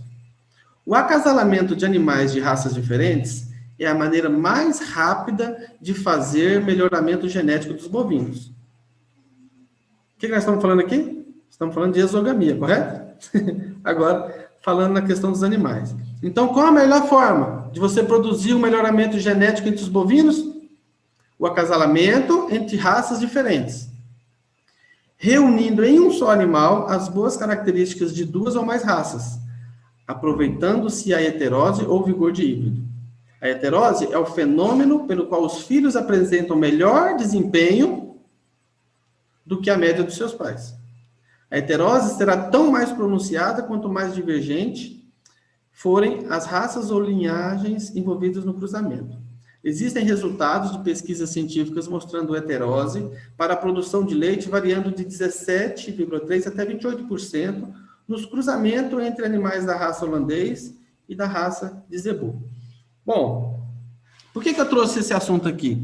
Porque eu entendo que quem escreveu o seu documento foi, acho que, o chefe dos serafins, dos anjos, aqui na Terra, e eu acho que ele está olhando para a humanidade assim como da maneira como alguém pudesse olhar e falar assim: como é que a gente consegue produzir seres humanos fisicamente melhores, geneticamente melhores? Como é que se faz isso? Obviamente que através do cruzamento entre espécies, entre raças diferentes, por conta dessa frase aqui, vigor de híbrido. O livro Durante vai tratar isso uma palavra diferente, e aí eu vou lembrar, que eu esqueci agora. Mas então eu quero que a gente veja esse texto, esse tópico do livro Durante, que trata das misturas raciais, que é exclusivamente material, questão de genética. Como é que podemos melhorar geneticamente a raça humana? Por quê? Porque a humanidade ainda lida muito com as deficiências, sabe? As generalidades, as falhas, problemas de nascença, crianças que nascem já com problemas, né? Ou com determinadas doenças ou deficiência. Então, isso aqui é uma questão material. Nós somos formados por corpo, mente, espírito, alma e personalidade. Mas esse assunto aqui é exclusivamente da realidade material. Então, é isso que eu quero chamar a atenção, porque isso muitas vezes é interpretado de forma equivocada por pessoas que fazem uma leitura muito superficial, né? Então, particularmente, esse texto é meu, quando eu leio tais assuntos no livro Durante, eu imagino os portadores da vida tentando fazer com que surjam os melhores espécimes possíveis de criaturas humanas, no aspecto físico material, pois isso irá refletir na capacidade mental desse indivíduo e, consequentemente, no maior potencial de crescimento espiritual, né? Então, vamos ao texto do livro Durante, sem muita cerimônia. O que o livro diz? Diz assim, ó: hoje não há raças puras no mundo. Os povos evolucionários primitivos e originais de cor têm apenas 2 raças representativas que perduram neste mundo, que é o amarelo e o negro. O amarelo, o índigo, né? O amarelo ficou isolado ali na região da Ásia e o negro se isolou na região da África. Então, houve houve vamos dizer assim, uma miscigenação menor, mas eles não se mantiveram puros, eles não são puros. Não existe mais raças puras no mundo. E mesmo essas duas raças estão muito misturadas com os distintos povos de cor. Quais são os distintos? Nós temos o verde, que foi extinto, e o laranja, né? Ao mesmo tempo em que a chamada raça branca descende predominantemente do antigo homem azul, ela é mais ou menos misturada com todas as outras raças, tanto quanto o homem vermelho das Américas. Então, eu trouxe aqui essa tabelinha para a gente entender que os primeiros seres humanos surgiram há 1 milhão de anos, que são descendentes de Andon e Fonta, né? São os andonitas. Há 500 mil anos surgem, então, as 6 raças de cores, ou raça vermelha, laranja, amarela, verde, azul e índigo, que tem origem na família Sangi. Há 200 mil anos, depois da rebelião, surgem os noditas, que são descendentes dos andonitas modificados, e há 38 mil anos, aproximadamente, surgiram os adamitas, que é a raça violeta, que vieram de Adão e Eva. Então, nós estamos falando aqui apenas desse grupo aqui, que o livro está tratando, né? E do quanto esse grupo aqui, e os noditas também, tiveram interação ou participação do sangue de Adão e Eva. Isso é que faz, né, com que muitas dessas raças tenham sido beneficiadas e outras não, principalmente por conta de o quanto eles tiveram de melhora genética em razão da contribuição com o sangue de Adão. Então, eu fiz uma tabela e a gente vê que o livro diz aqui o seguinte, sobre a raça vermelha. Diz o livro que eles eram intelectualmente superiores aos demais Sangiks, em questão de inteligência, mas foram os primeiros a desenvolver uma civilização, de um governo tribal, né? Eles eram monogâmicos, eles inventaram arco e flecha, mas eles tinham, isso era um ponto negativo, a tendência de lutar entre si. E eles se autodestruíram praticamente, porque eles guerreavam entre si. Eles são muito belicosos, né? Muito guerreiros. E também não receberam praticamente nenhuma contribuição do sangue violeta. Isso fez com que a raça vermelha perdesse, vamos dizer assim, quase desapareceram, né? Hoje nós temos ainda alguns descendentes dos índios, dos ameríndios lá, os peles vermelhas da América do Norte, mas são muito poucos, tem muito pouco da pele vermelha ainda nos dias atuais, e todos miscigenados, né? Puros mesmo não existem mais. Com relação à raça laranja, eram grandes construtores, mas eles foram extintos muito cedo, né? Foram destruídos. E os amarelos foram os primeiros a abandonar a caça, estabelecer comunidades estáveis. Isso foi muito bom para eles, né? Eles se mantiveram, cresceram, são numerosos, tornaram-se agricultores. Social e coletivamente eram superiores a todas as demais raças de cores. Porque, mesmo tendo a inteligência do homem vermelho, o homem vermelho se autodestruiu. Os amarelos conseguiram se estabelecer, social e coletivamente. Os verdes também foram extintos muito cedo. O que eles tinham de diferente, eles eram bem mais altos, né? A estatura deles, os seus líderes possuíam de 2,40 até 2,60 de altura, imagina? Eram gigantes, né? Eles fizeram extensas migrações e foram diluídos nas outras raças. Foram vencidos, escravizados e absorvidos pelas raças azul, amarelo e índigo.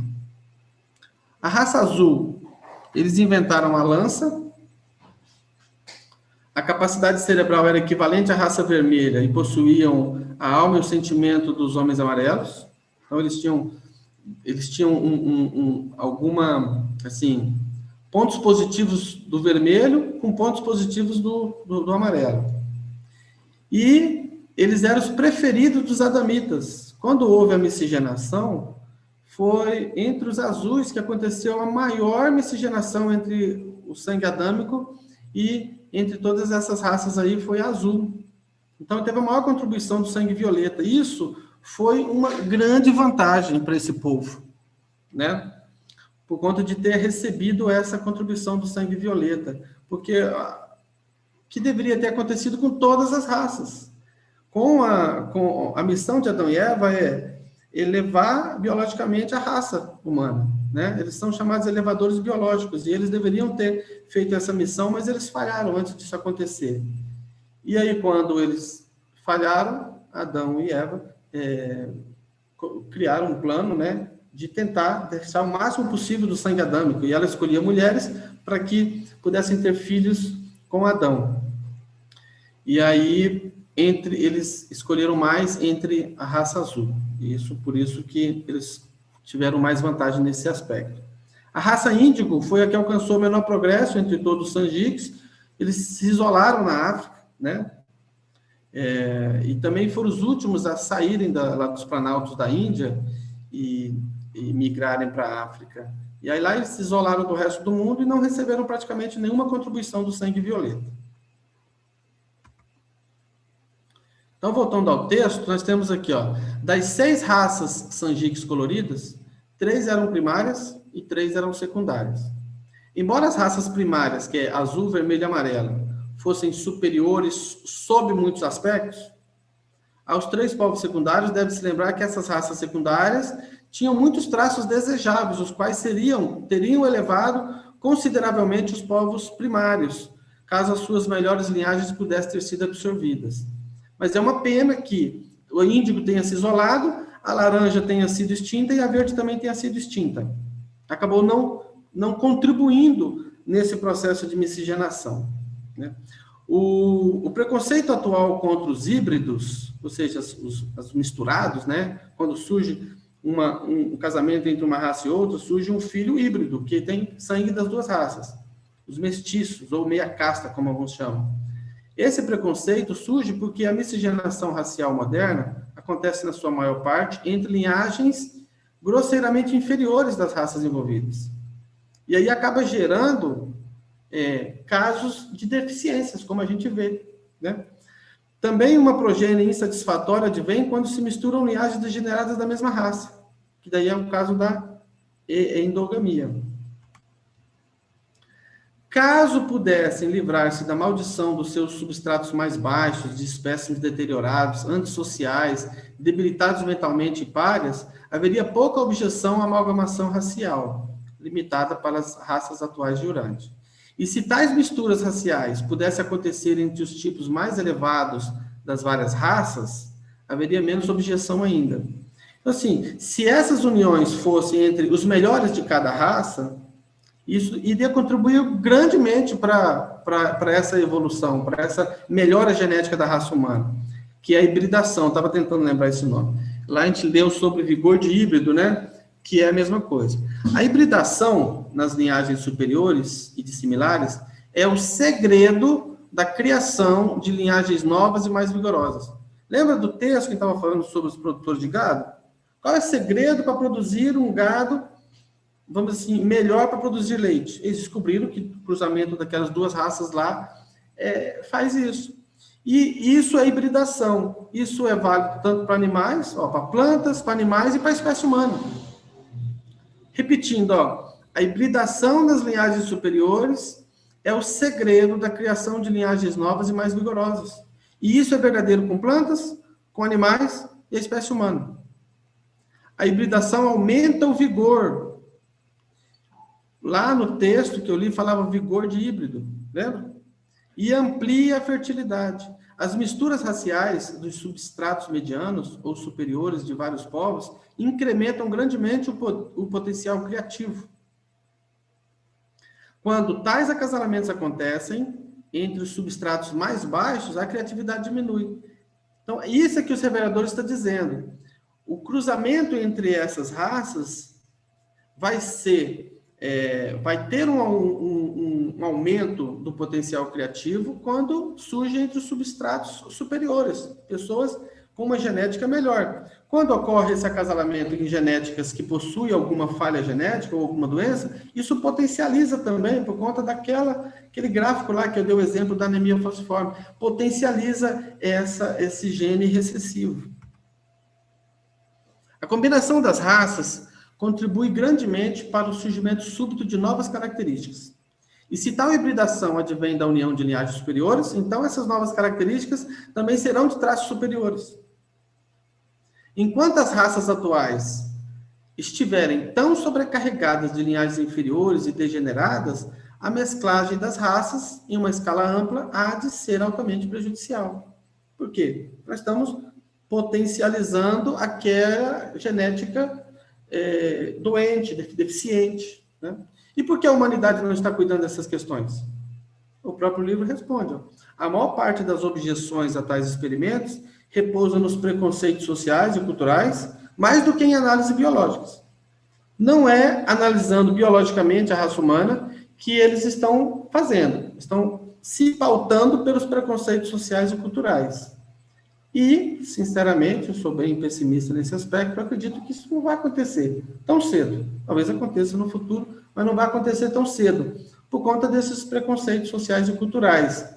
Mas quando o ser humano vai, por exemplo, criar gado, ou trabalhar com plantas, ou outras culturas qualquer, aí sim ele reconhece que ele deve fazer uma análise biológica do melhor cruzamento possível para gerar o melhor espécime possível. Isso só não é válido quando estamos falando em gerar espécimes humanas, não é? Por conta das questões religiosas, morais, culturais, sociais, né? Tudo isso interfere em que a nossa ciência se volte a atenção para essa questão. Quando a gente fala isso, muita gente associa esse tipo de coisa, eu já vi muita gente associar isso com o que Hitler fez, né? As pessoas falam assim, mas quem tentou fazer eugenia foi Hitler. E isso é uma grande mentira. Hitler nunca praticou eugenia. Hitler ele tinha um quê contra um povo, uma raça inteira. A eugenia se faz quando você seleciona as melhores espécies para produzir uma melhor progênie. O Hitler não estava procurando, vamos procurar a melhor espécime entre os judeus, para a gente ter a melhor espécime entre o povo alemão e vamos produzir uma melhor espécime, uma progênie melhor? De forma alguma. Ele queria destruir um povo, não tem nada a ver com eugenia. Preconceito social e cultural dele, né? Oi? Foi, na realidade, o preconceito social e cultural dele. Exatamente, contra um povo de maneira geral. Ele não estava falando assim, vou escolher os melhores espécimes para tentar gerar uma melhor progênie. Isso é eugenia. Não tem nada a ver, mas as pessoas associaram essa palavra, a palavra eugenia, com o que Hitler fez, e aí acabou criando um peso sobre essa palavra que, né, a gente talvez ele usou isso como desculpa para poder fazer toda aquela atrocidade dele, né? Exatamente. Então, continuando aqui, nosso tempo já acabou, eu peço desculpa, mas vamos lá, está acabando. Peraí só um pouquinho, Neemias, o Hudson está com a mão levantada faz um tempinho aqui.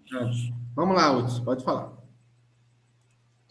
Neemias, quando você comentou a respeito dessa mudança geneticamente, né, que já está tendo, assim, no caso, assim, biologicamente, no gado, né, em plantas, né, em vegetais, algumas coisas. Me parece que tem uma notícia eu não sei onde que eu vi na internet, que diz que a China está alterando a genética para criar super soldados. Quer dizer, existe uma preocupação de mudar a genética do ser humano, no caso, não nas pessoas, né, mas no caso de uma guerra, uma proteção de soldados modificados. Esse notícia está até na internet, depois eu vou olhar direitinho, eu até pego o link e coloco aqui no bate-papo aqui. Então, quer dizer que já tem essa preocupação, né, em alguns países, pelo menos em questão de defesa. Acho que pelos motivos errados até, né? Sim. Mas é uma pena. Deveria acontecer pelo motivo correto e não para formar exército ou coisas assim. O Dalmolin também está com a mão levantada. Eu só queria fazer um comentário. Acontece o seguinte, desde 1911, 12, um pouquinho para frente, até um pouco depois de 1930, teve um programa de eugenia mundial. E a família Sadler trabalhou ativamente nesse programa de eugenia. Tanto o William quanto a Lena Sadler trabalharam. E o Brasil foi um dos pioneiros no programa de eugenia. Tem até propagandas falando disso. Eles trabalharam porque eles estavam procurando uma raça realmente melhor e superior. Quando você comentou do Hitler, o Hitler pegou carona porque esse programa ele já estava em vários países no mundo. E foi aí quando o pessoal associou a eugenia com que o Hitler estava fazendo, só que o Hitler estava fazendo realmente uma destruição da raça, é totalmente correto. Mas o Sadler trabalhou, ele não foi o líder, mas tanto ele como a Lena, eles tiveram uma atuação muito grande nessa questão da eugenia naquela época. Inclusive, tem uma propaganda que mostra um casal muito bonito, e eles falando como é belo ter eugenia, com aquela família linda e tudo mais. E com relação ao que o Hudson falou dos soldados, a China estava mapeando, há um tempo atrás, as 2.000 pessoas mais inteligentes do mundo para realmente poder alterar geneticamente e ver como fazer isso. E fora isso, não só a China, como a Rússia, como outros países, eles estão buscando criar super soldados. Eles estão fazendo isso. É um horror também essa questão genética de querer criar super soldados, seres assim bastante especiais. Era só isso. Muito bom, obrigado. Eu não tinha conhecimento, foi muito importante essa participação aí. É bom estudar, Ninias, a gente vê essa questão genética, porque está tendo, ao mesmo tempo que tem muita evolução, está tendo um desvio muito grande no mundo em relação à genética. Tanto é que os próprios cientistas agora, 2 meses atrás, eles resolveram parar de misturar gene humano com gene animal, porque está dando umas coisas assim absurdas. E eles estão preocupados com isso. Então, eu acho que o livro mesmo comenta que nós temos que cuidar da nossa evolução genética agora, mas eu acredito particularmente que sem uma orientação superior, a gente não vai conseguir mudar a genética do jeito que tem que ser. Porque toda a genética que está sendo mudada são para criar pessoas mais inteligentes ou mais competitivas ou mais preparadas para combater. Mas, assim, se isso está acontecendo, eu acredito que, mesmo com os motivos errados, em algum momento isso vai refletir e vai ajudar a humanidade a, pelo menos, é o assunto que está sendo tratado, né? Eu concordo, mas eu acho que ainda vai ter um tempo e não se tem nenhuma ética, nenhuma ética discutida em relação à genética, e cada um faz o que quer. E, obviamente, que você tem os acordos mundiais, mas a China e a Rússia não vão respeitar. Pode esquecer. Eles não vão respeitar simplesmente isso. Vamos lá. Mesmo entre as linhagens inferiores, os híbridos geralmente representam um aperfeiçoamento dos seus ancestrais. A hibridação colabora para o aprimoramento das raças, devido ao papel dos genes dominantes. A mesclagem interracial aumenta a probabilidade de que o número maior dos genes dominantes desejáveis esteja presente no resultado híbrido. Durante os últimos 100 anos, tem havido mais hibridação racial em Eurântia do que ocorreu em milhares de anos. E isso é bom, isso é positivo, né? Os perigos de desarmonias grosseiras resultantes da fecundação cruzada de sangues humanos foi bastante exagerado. Os maiores problemas da mestiçagem são devidos a preconceitos raciais. E o livro fala da ilha de Pitcairn, que houve uma experiência, né? Talvez não proposital, mas aconteceu uma experiência interessante de mesclar a raça branca, que eram ingleses, com a raça polinésia, que vem dos anditas. E deu resultados bastante bons, porque os homens brancos e as mulheres polinésias eram de linhagens raciais relativamente boas. Qual que é essa história? Eu vou contar rapidinho. Tinha um navio inglês que eles estavam, na verdade, fazendo plantação de fruta-pão no Haiti. E no meio do oceano aí, houve um motim, e 18 homens lá desse navio, em vista de que o capitão era, acho que, muito grosseiro e agressivo com a população, houve um motim. 18 homens se levantaram e expulsaram o capitão e seus seguidores do navio. Colocaram num barco e expulsaram. E aí depois esses amotinados, pegaram o navio, foram para o Haiti. Chegando lá, eles ficaram morrendo de medo, porque eles sabiam que os ingleses, né, o governo inglês, quando soubesse desse motim, iria procurá-los e seriam condenados à morte. Então, eles arrumaram lá, tinham suas mulheres, e aí eles resolveram, então, fugir do Haiti. E eles ficaram sabendo que havia uma ilha ali, entre as ilhas da Polinésia ali, que não era habitada. e aí eles foram para lá com as suas mulheres. Então, e aí eles deram origem a um povo ali da ilha de Pitcairn. Eles chegaram, depois que chegaram, eles destruíram o navio, botaram fogo, destruíram tudo, para que não fossem vistos. E ficaram habitando a ilha lá por muito tempo, faz bastante tempo que isso aconteceu, acho que lá no final do século XVIII ali. Então o livro está falando desse evento ali, porque eram mulheres do Tahiti, que eram polinésias, descendentes dos anditas, e os homens ingleses, que eram, o livro está chamando aqui de raça branca, né? Então essa experiência foi interessante. A mesclagem entre os mais elevados tipos da raça branca e da raça vermelha e da raça amarela traria imediatamente à existência muitas características novas e biologicamente eficazes, porque o livro trata essas três raças como as primárias, né? A branca, que descende da azul, a vermelha e a amarela. Esses três povos pertencem às raças sanjiques primárias. Muitas das misturas da raça branca e da raça negra não são tão desejáveis pelo seu resultado imediato. Nem essa progênie mulata é tão digna de objeções como querem fazer parecer os preconceitos raciais. Então, assim, não é tão... Está dizendo assim, ó, não é tão boa quanto a miscigenação das raças primárias, mas também não é indigna como alguns preconceitos querem afirmar.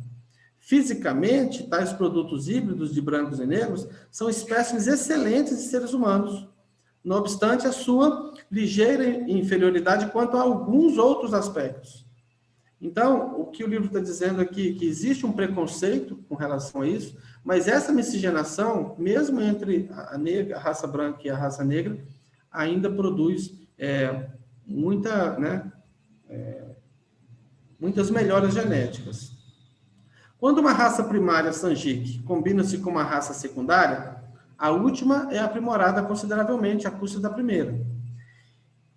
E em uma escala menor, estendendo-se por períodos longos de tempo, pode haver poucas objeções sérias a essa contribuição sacrificada feita pelas raças primárias para o aprimoramento dos grupos secundários. Considerando-se biologicamente, os sanjiques secundários, sob alguns pontos de vista, eram superiores às raças primárias. Então, existem aspectos em que as raças primárias eram superiores e existem aspectos em que as raças secundárias eram superiores.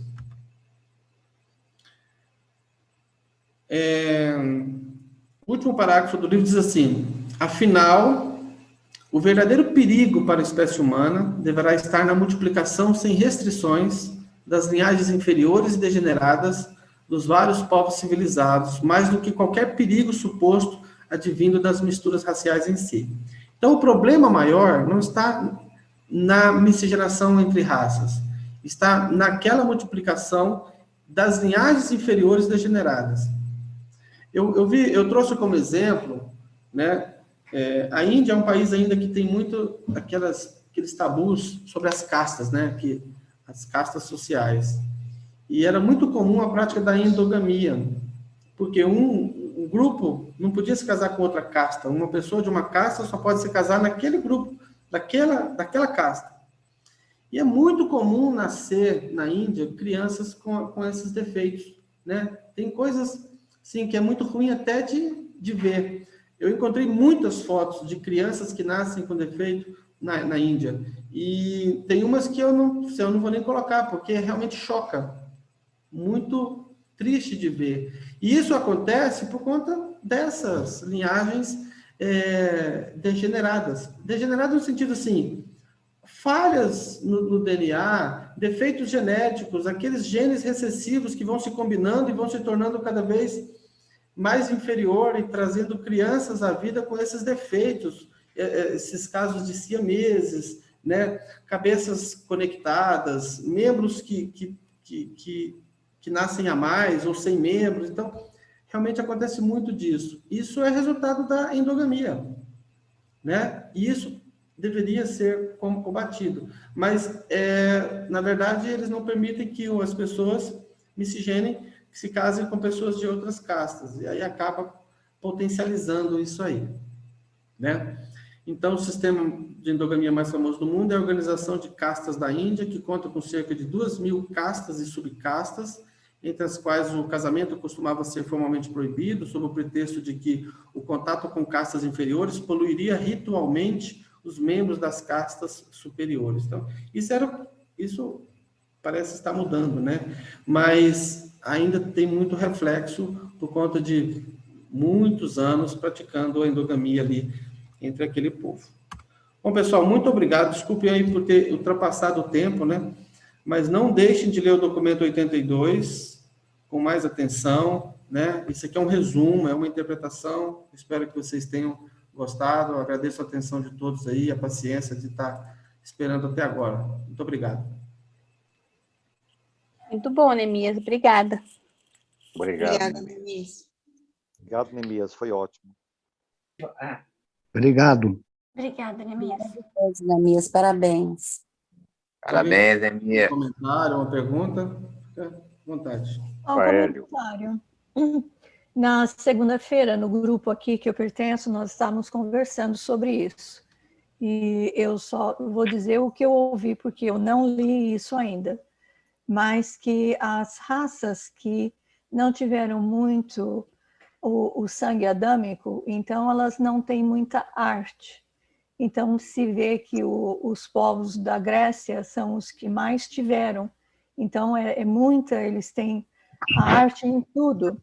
E eles estavam dizendo que aqueles povos seriam os índios aqui dos Estados Unidos e aqueles aborígenas que nós vemos na Austrália, eles não têm uma expressão de alegria, eles têm uma expressão muito séria, porque eles quase não tiveram o sangue adâmico. O que eu lembro de ter lido é que realmente o humor realmente foi trazido pela raça adâmica. Então, algumas raças que não tiveram tanta contribuição, faz sentido, talvez, a gente acreditar que eles têm assim, um senso de humor diferente. Mas, com relação à arte, eu não entendo dessa forma.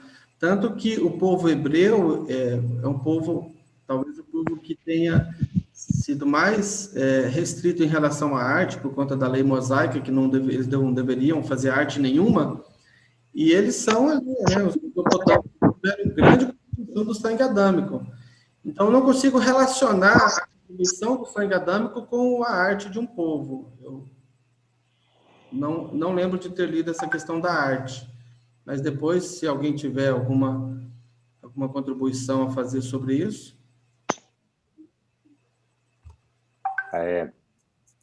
Não, eu acredito que o documento 44 é sobre arte, eu até marquei para ler, porque eu também realmente não sei. Bom, excelente palestra, Neemias. Eu, de fato, a partir dessa palestra, tenho que rever alguns conceitos que equivocadamente aprendi na leitura do livro Durante. O primeiro deles que eu tenho que rever é que eugenia eu tinha aprendido como um aperfeiçoamento de uma raça para os membros melhores, tanto geneticamente quanto culturalmente, mas sempre pautada na mesma raça. Mais ou menos como pensava Hitler, que a raça ariana era a melhor, e não se pretendia fazer eugenia fazendo hibridação. Ou seja, o conceito de eugenia é um, hibridação é outro, ainda que o propósito seja o mesmo. Ao longo do documento, ficou claro para mim que a endogamia, como regra, foi nocivo para as raças. A exogamia foi mais favorável. Aí, como o tema dizia respeito ao matrimônio, aí entrou em aspectos interessantes culturais. Eu não depreendi no final, mesmo conhecendo a evolução a partir do que você ensinou, se nós evoluímos ou nós involuímos para a monogamia, se a monogamia é uma evolução ou é uma involução. Mas, enfim, você relatou sem fazer um juízo de valor, apenas relatando os fatos. Eu fiquei curioso de saber a sua opinião, se a monogamia é um avanço ou um recuo, a partir da evolução do matrimônio. Mas, de qualquer maneira, a parte final do debate é eugenia versus hibridação. O que eu aprendi, e pelo menos que eu prestei mais atenção até agora, que a eugenia tinha mais a ver com a aniquilação dos seres inferiores. Tem um termo aí que foi colocado apropriadamente, ou seja, os seres inferiores é decorrente da endogamia. Okay? O que vamos fazer, então? Vamos eliminar esses seres inferiores, pura e simplesmente. O que leva a um conceito moral. Uma sociedade inteira vai gastar o seu tempo com esses seres inferiores, quer dizer, pessoas saudáveis vão gastar uma existência inteira para levar filhos e netos, e, enfim, membros da sociedade que nasceram com deficiências. Quer dizer, é uma consideração de costume, cultural. O que você vai fazer com os seres inferiores? Vai matá-los? Vai jogar num paredão? Vai fuzilar? Enfim, o tema me chamava a atenção por esse lado. Então, tem muitos conceitos aqui misturados que eu fiquei bastante curioso e confesso que despertou a minha curiosidade que não foi satisfeita nessa aula. Mas eu, assim mesmo, meus cumprimentos, meus parabéns. Obrigado, Waélio. Eu entendo que talvez a eugenia... Eu tinha um conceito de eugenia diferente, que depois que eu li o livro Durante, aí eu adequei meu conceito de eugenia, porque eu não posso imaginar que eugenia seja tenha aquele significado ruim que ficou na história. Eu entendo hoje, talvez não seja o conceito correto do dicionário, mas eu entendo que o livro Durante trata de eugenia mais próxima de hibridação do que dos conceitos de eugenia que se tinha antes. Mas, sei, isso é uma ideia minha. Posso falar? Pode. A questão da eugenia é um pouco diferente, Aélio. A eugenia, isso está bem claro no livro, é realmente você, infelizmente, tem um nome chato para isso, mas que eles chamam de idiotas, que são pessoas que não têm capacidade mental, são pessoas que não têm realmente capacidade de conseguir e de caminhar dentro da evolução. Então, o programa de eugenia, ele prevê um suporte do Estado para essas pessoas, ele prevê uma limitação da procriação, você não mata as pessoas. Essas pessoas têm o direito à vida, se ela tem muito problema, ela tem o suporte do Estado, mas ela tem limitação na procriação, justamente para evitar o problema genético. Se você ler o documento 72, o do planeta vizinho, lá você vai entender melhor como eles fazem eugenia. Depende dessas pessoas, eles separam em fazendas. Por isso que tem uma coisa que o livro que explica, que nós não fizemos eugenia na época que devia ser feita.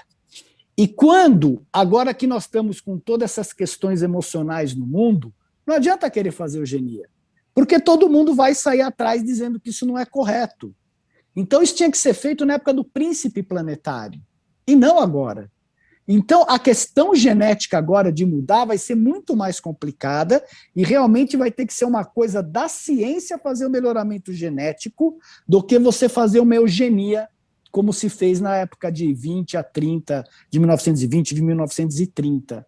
Mas não é matar, não existe esse senso, existe sim o de isolar e limitar a procriação, que é diferente da hibridação. O que você está fazendo é limitando só.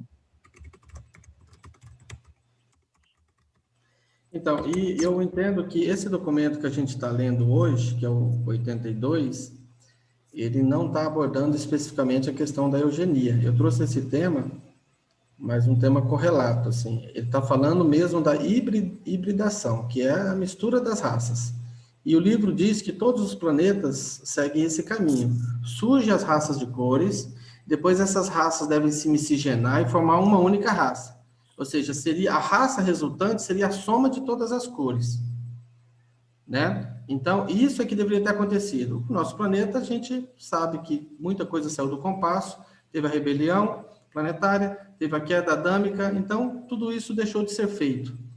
E essa miscigenação ocorreria, inclusive, na época de Adão e Eva, quando eles iriam procurar todas as raças de cores e contribuir com o sangue promover esses casamentos aí, entre a raça violeta com o homem vermelho, a raça violeta com o índigo, a raça violeta com o azul, o laranja, o verde, assim por diante.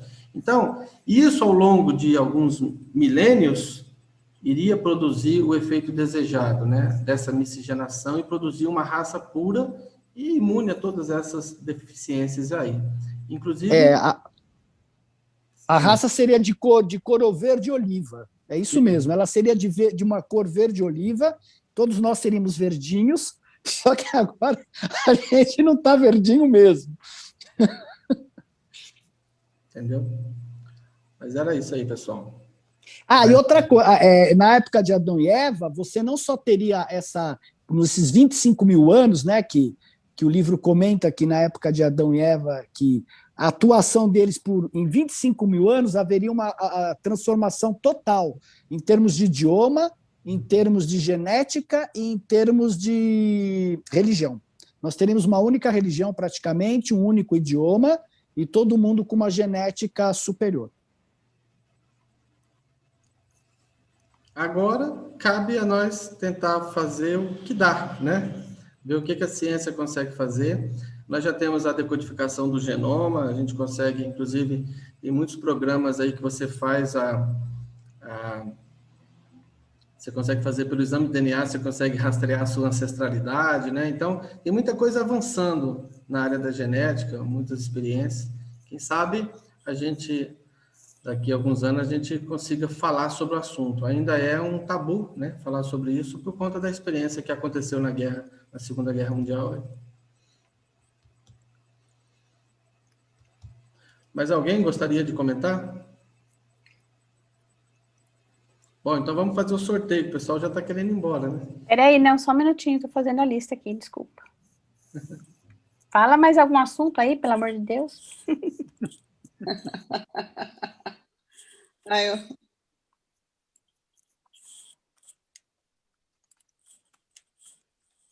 Como o nosso planeta é de experimental, então nós vamos ter que colocar muita coisa em prática mesmo para experimentar e ver o que vai dar certo. Ainda tem esse fator, né? Tem o fator de sermos um mundo experimental, então muita coisa se permite acontecer e das nossas experiências aí, com certeza, vai surgir muito aprendizado e isso será utilizado em outros mundos, né?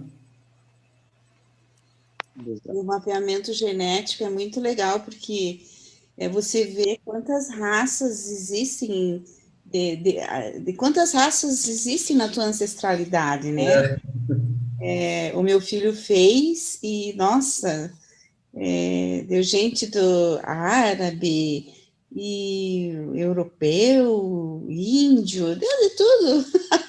Muito legal. Muito bom. Eu pretendo fazer. Eu tenho um projeto que eu estou montando uma árvore genealógica, né? E o site que faz isso, eles fazem esse exame, né? Você pode contratar lá pelo site. Eu ainda pretendo fazer, porque deve ser muito legal você ter esse mapeamento aí. Eu fiz. E com toda essa cara de alemã e metade do sangue alemão, eu deu que eu sou 76% norte da Itália. Olha aí. Italiana. Tão engraçado. Mas lá são de origem alemã, ali a região de Trento, só fala alemão lá, da Áustria.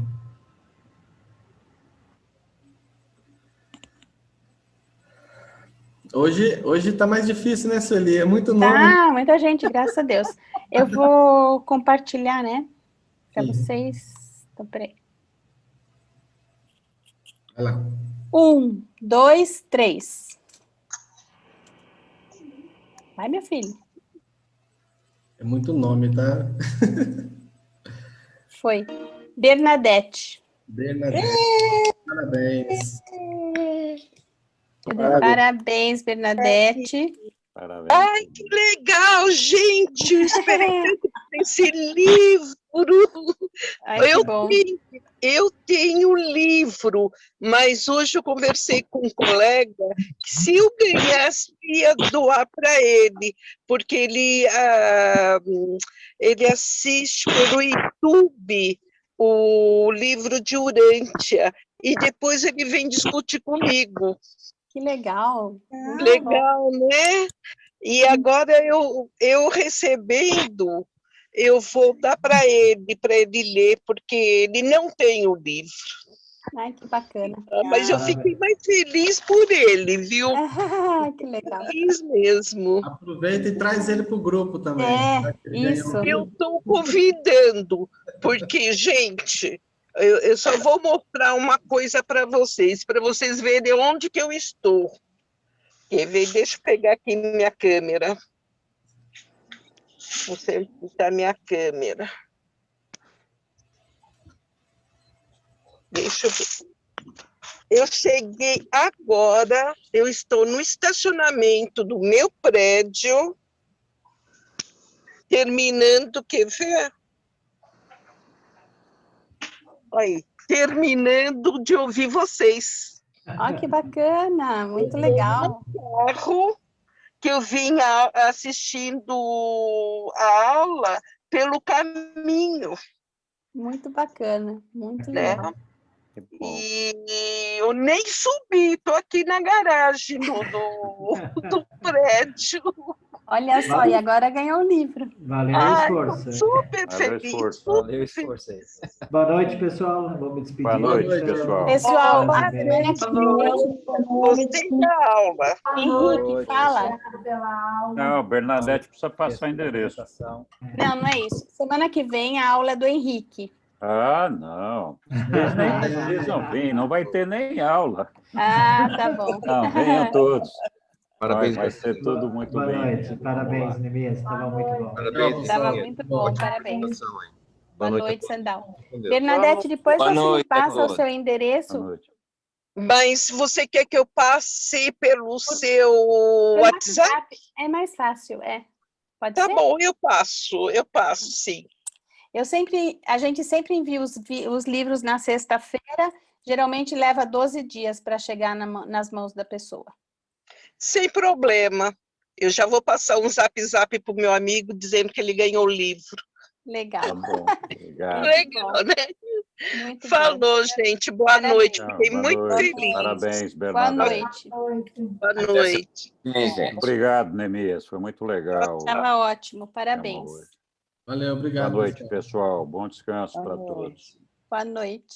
Boa noite. Boa noite a todos. Parabéns, Nemias. Boa noite. Obrigado. Paula. Boa noite. Boa noite, Marcelo. Bom te ver.